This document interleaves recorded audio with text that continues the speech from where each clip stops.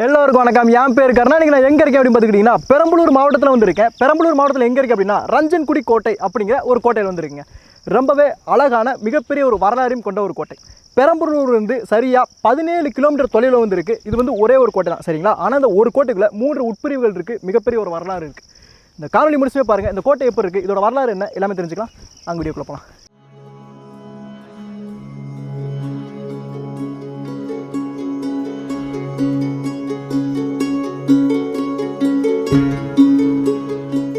சரி, இந்த கோட்டை சரியாக எங்கே இருக்குது அப்படின்னு பார்த்துக்கிட்டிங்கன்னா ரஞ்சன்குடி அப்படிங்கிற ஒரு சின்ன ஒரு கிராமத்தில் தான் இருக்குது, பெரம்பலூர் மாவட்டத்தில். அதனால தான் இந்த கோட்டைக்கு பேர் ரஞ்சன்குடி கோட்டை அப்படின்னு சொல்லுவாங்க. இந்த கோட்டைக்கு இன்னொரு பேர் கூட இருக்குது, அது நஞ்சன்குடி கோட்டை அப்படின்னு சொல்லுவாங்க. நான் சொன்னேன் இந்த கோட்டையில் 3 உட்பிரிவுகள் இருக்குது அப்படின்னு. இது வந்து முதல் கீழ்கோட்டை. இதுக்கு அப்படியே கொஞ்சம் மேலே போனால், கொஞ்சம் நடுவில் போனோம் அப்படின்னா நடுக்கோட்டை, அப்படியே மேலே போனால் மேல்கோட்டை அப்படின்னு சொல்லுவாங்க. ஒன்றுனா பார்க்கலாம்.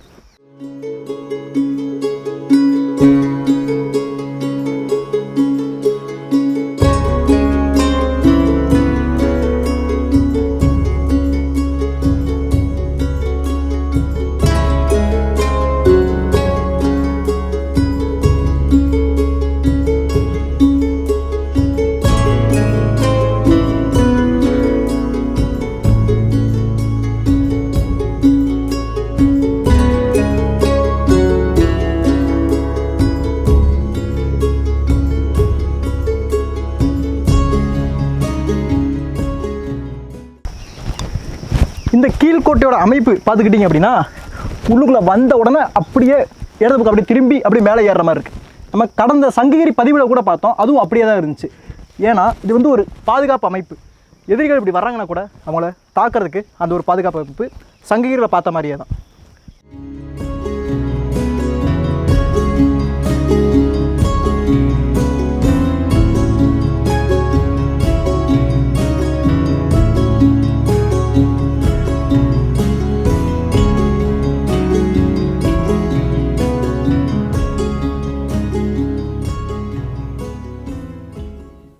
இந்த ரஞ்சன்குடி கோட்டையோட முழுமையான ஒரு வரலாற்று தகவல்கள் நமக்கு எங்கேயுமே கிடைக்கவே இல்லைங்க.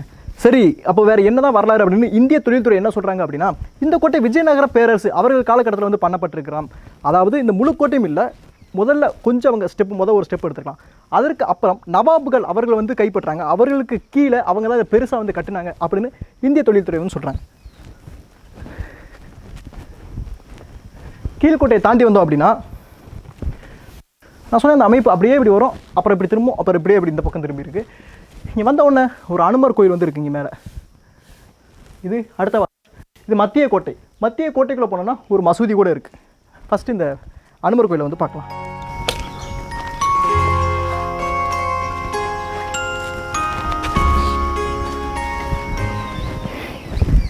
இந்த இடத்துல வந்து ஒரு சின்ன அனுமர் கோயில் வந்துருக்கு. இங்கே பக்கத்துலேயே ஒரு சிவலிங்கம் இருக்குது. ஆவுடை மட்டும்தான் இருக்குது, லிங்கம் வந்து உடைக்கப்பட்டிருக்கு.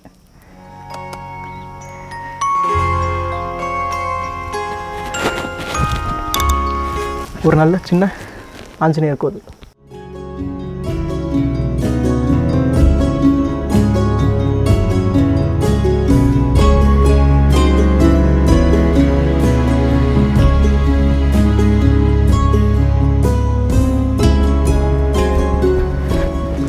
அந்த அனுமரை வந்து கும்பிட்டு வந்தீங்க அப்படின்னா இந்த வாயிறு அமைப்பு வந்து உங்களை வரவேற்கிறது.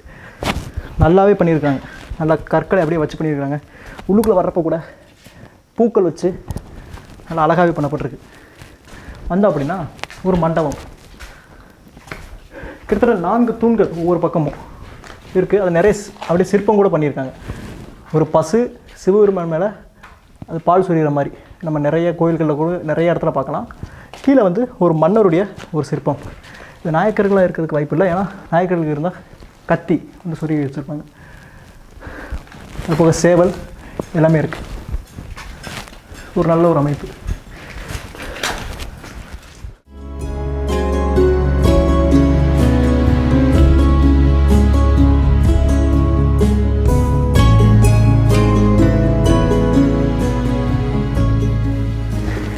இந்த தூண்களோட அமைப்புகளை பாருங்கள், நல்லா அப்படியே வெட்டி விடப்பட்டிருக்கு.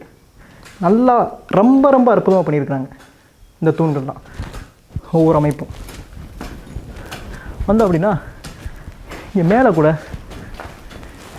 இந்த கொடுங்கைகள் நல்லாவே இருக்குது. ஆனால் இது உடைக்கப்பட்டிருக்குது ஃபுல்லாக.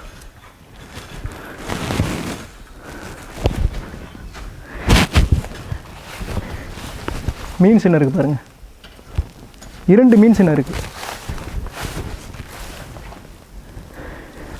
நிறைய புதர் மண்டி இருக்குது, இப்போ சரி பண்ணிக்கிட்டு இருக்காங்க. அப்படியே தாண்டி உள்ளுக்குள்ள வந்து நேராக வந்தோடனே ஒரு பாதை வந்து கீழே இறங்குது. இந்த பாதை சுரங்க பாதையாகவும் இருக்குது, அது போக தண்டனைக்குரிய ஒரு இடமாகவும் இந்த இடம் வந்து இருக்குது.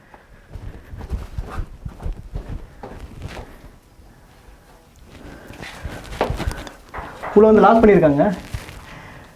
இப்போ வந்து நம்ம உள்ளே போக முடியாது. தண்டனை கொடுக்கக்கூடிய இடம் இந்த பக்கம் இருக்கு, நான் காட்டுறேன். இப்போ இதுக்கு உள்ளே கூடி போனால் மேலேருந்து பார்த்தா கூட அந்த இடம் தெரியும்.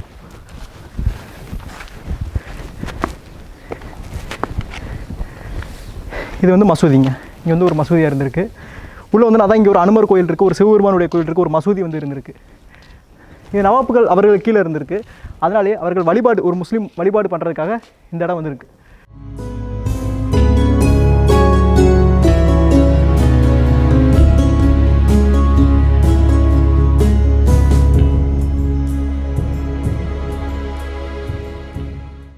கீழே இந்த ஒரு சுரங்கப்பாதை போகுதுன்னு காமிச்சேன் பார்த்தீங்களா, அது 2 பாதைகள் வந்துருக்கு. ஒன்று சுரங்கப்பாதையும் போகுது, ஒன்று இந்த குளத்துக்கு வந்து போகுது. இந்த குளத்துக்கு போகிற பாதைகள் உள்ளே போய் குளம் வரைக்கும் போகுது. என்னப்பா குளத்துக்கு என்னப்பா இருக்குது அப்படின்னு கேட்டிங்கன்னா, இது வந்து தண்டனை கொடுக்கக்கூடிய ஒரு இடங்க. இங்கே தான் வந்து யாராவது தப்பு பண்ணிட்டாங்க அப்படின்னா, தப்பு பண்ணிட்டாங்க அப்படிங்கிறத விட அவங்களுக்கு வேண்டாதவங்களுக்கு கூட, அவங்களுக்கு எதிராக இது பண்ணுறவங்களுக்கு கூட, புரட்சி பண்ணுறவங்களுக்கு கூட இங்கே தண்டனை கொடுப்பாங்க. இது வந்து ஒரு குளம். உள்ளே வந்து முதலையை போட்டிருப்பாங்க. முதல்ல இருக்கும் நிறையா. தண்டனைனா முதல்ல இருக்கிற குளத்தில் தூக்கி போட்டுருவாங்க, முதல்ல சாப்பிட்றோம், அப்படி தண்டனை கொடுத்துருக்காங்க. கிபி 17ஆம் நூற்றாண்டில், வெறும் கிட்டத்தட்ட ஒரு 300 வருஷத்துக்கு முன்னாடி அவ்வளோ பெரிய தண்டனை கொடுத்துருக்காங்க.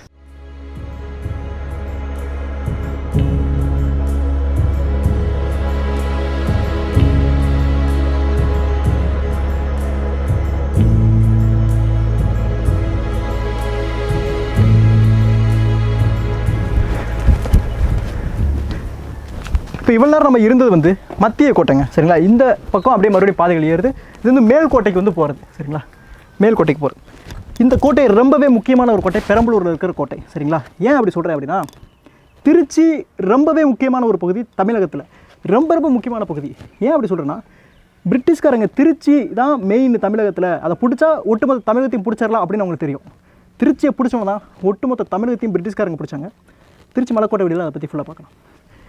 இங்கேருந்து, அதாவது வடக்குலேருந்து போர் தொடுத்து வர்றாங்க, கர்நாடகா அங்கிட்டு இருந்தால் போர் தொடுத்து வர்றாங்கன்னா, திருச்சியில் இருக்க நம்ம படை வீரர்கள் என்ன செய்வாங்கன்னா, இந்த பெரம்பலூர் கோட்டையில் தான் இருந்துக்கிட்டு எதிரி எவ்வளோ தூரத்துக்கு இருந்து வர்றாங்க அப்படிங்கிற இதை வந்து கண்காணிப்பாங்க. இது ஒரு கண்காணிப்பு கோட்டையாகவும் இந்த இடம் இருந்திருக்கு.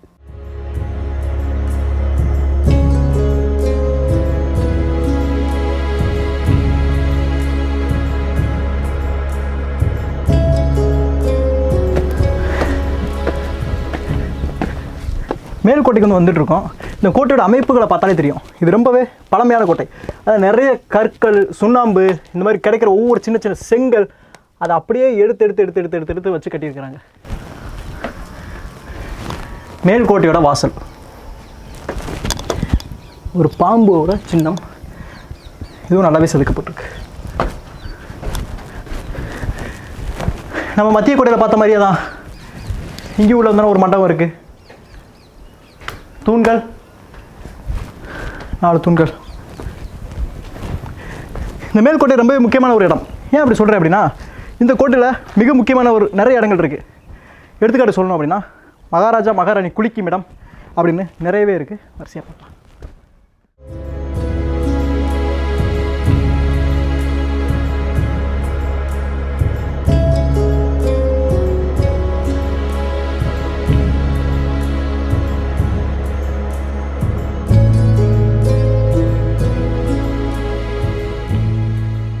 அந்த மேல்கோட்டைக்கு உள்ளே வந்த உடனே பார்த்துக்கிட்டிங்க அப்படின்னா 4 தூண்கள் அதே மாதிரி அமைப்பு வரவே இருக்குது. இங்கே நிறைய இடம் இருக்குது. முதல்ல இந்த ஒரு இடம் பாருங்கள், இந்த அரசர்கள் அரசிகள் ஸ்விம்மிங் பூலுங்க பாருங்கள். கிட்டத்தட்ட 300 வருடத்துக்கு முந்தைய ஒரு ஸ்விம்மிங் பூல் நல்லாவே இருக்குது. இப்போ தான் அழுக்காக இருக்குது, சுத்தம் பண்ணாமல் கொஞ்சம் அழுக்காக இருக்குது.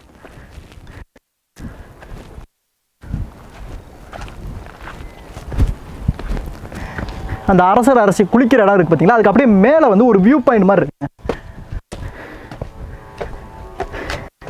வெயில் அந்த அளவுக்கு இல்லை, ஆனாலுமே காற்று சுத்தமாக அடிக்கவே இல்லை.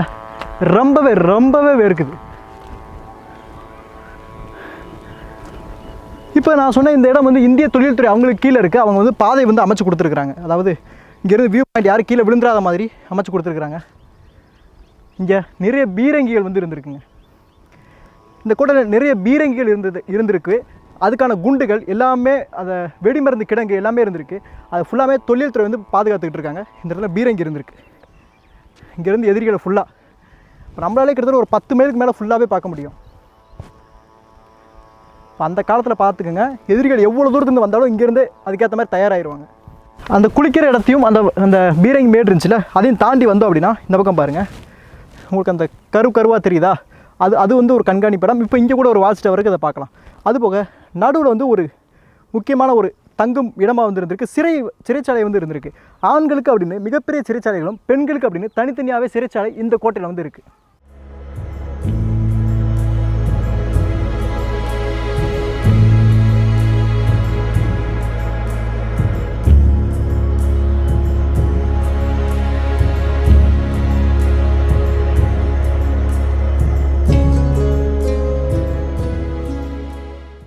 ஒரு வாட்ச் டவர், அப்படியே வாட்ச் டவர் கீழே ஒரு இடம் வந்து போகுது. இதுவும் பூட்டப்பட்டிருக்கு. இந்த கோட்டையில் நிறைய ரொம்பவே சுரங்கப்பாதைகள் நிறைய இருக்குது அப்படின்னு சொல்லலாம். வேர்த்து ஊற்றுதுங்க, கொஞ்சம் கூட காற்று அடிக்கலை. நிறைய சுரங்கப்பாதைகள் இருக்குங்க. இந்த கோட்டையில் 3 பிரிவுகள் இருக்குதுன்னு சொன்னேன். ஒன்று கீழ்கோட்டை, மத்திய கோட்டை, மேல்கோட்டை. மேல்கோட்டை அரசியலுக்காக மட்டுமே இருந்திருக்கு. அவர்கள் பாதுகாப்பு, அவர்கள் குளிக்கிறது, அவர்கள் தங்குமிடம் அப்படின்னு இந்த மேல்கோட்டை வந்து அமைச்சிருக்கு. சுரங்கப்பாதைகள் கூட இருக்குது. மத்திய கோட்டையில் எதிரி நாட்டு படைகள் அவங்க வந்தாங்கன்னா அவங்க சிறைப்படுத்தி வச்சுருப்பாங்க. பார்த்தீங்களா, ஜெயிலில் போட்டிருப்பாங்களா, ஜெயில் ஆம்பளைங்களுக்கு பொம்பளைங்களுக்கு அப்படின்னு தனித்தனியாக கீழே வந்து ஜெயில் இருக்குது.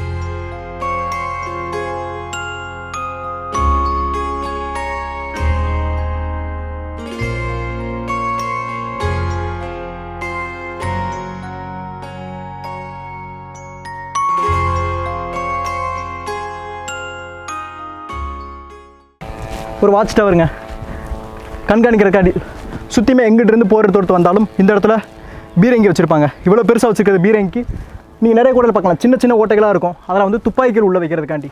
நம்ம சங்ககிரி கோட்டையில் கூட பார்த்தோம். நிறைய கோட்டைகளில், நாமக்கல் கோட்டை அப்படி நிறைய கோட்டைகளில் சின்னதாக வச்சுருப்பாங்க. பெருசாக வச்சுருக்கிறதுலாம் பீரங்கிகளுக்கு. இங்கேருந்து பார்க்குறதுக்கு இயற்கை அவ்வளோ அழகாக இருக்குங்க சுற்றி.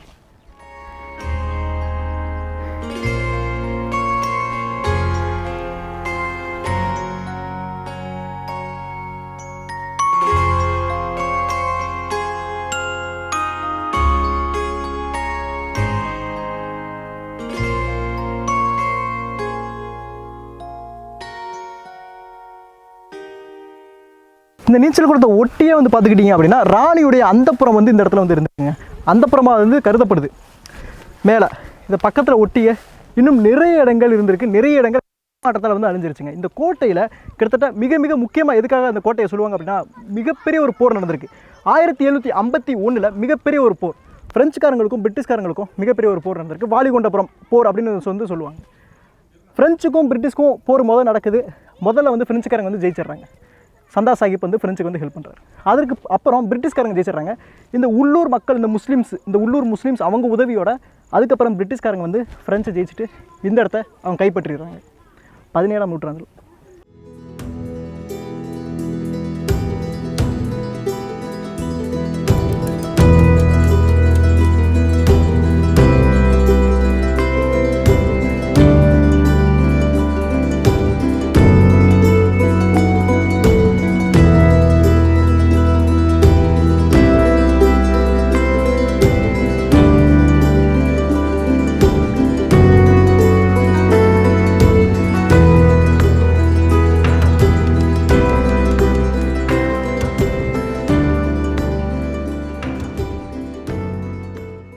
இந்த ரஞ்சன்குடி கோட்டை சுற்றி மிகப்பெரிய அளவிலான ரொம்பவே ஆழமாக ரொம்பவே அகழி வந்துருக்கு. அகழினா சுற்றியுமே வந்து நல்லா தோண்டி வச்சு தண்ணி ஃபுல்லாமே வந்து விட்டுருவாங்க. அதில் முதலில் வந்து விட்டுருவாங்க. எதிரி நாட்டு படைகள் வந்து ஈஸியாக தாக்கக்கூடாது அப்படிங்கிறக்காண்டி ரொம்பவே பெருசாக வந்து அந்த அகழி இருக்குது அப்படின்னு சொல்லலாம்.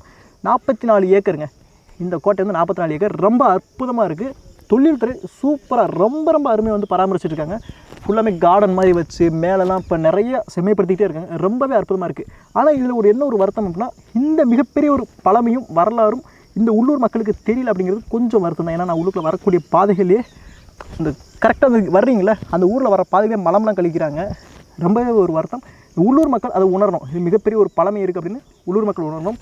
இந்த கோட்டைக்கு நீங்கள் கண்டிப்பாக வந்து பார்க்கலாம். ரொம்ப ஒரு அற்புதமான இடம். கூகுள் மேப் நான் டிஸ்கிரிப்ஷனில் கொடுக்குறேன். நீங்கள் சென்னையில் இருந்து திருச்சி போகிறீங்கன்னா உங்களுக்கு வலது பக்கம் வரும். திருச்சியிருந்து சென்னை போனால் உங்களுக்கு இடது பக்கம் வந்துடும். ஹைவேலே இருக்குது. அவ்வளோ அற்புதமாக இருக்கும். சின்ன கோட்டை தான். நீங்கள் மிஞ்சி போனீங்கன்னா ஒரு 1/4 மணி நேரத்துலேருந்து 1/2 மணி நேரத்துக்குள்ளே ஃபுல்லாமே பார்த்துடலாம்.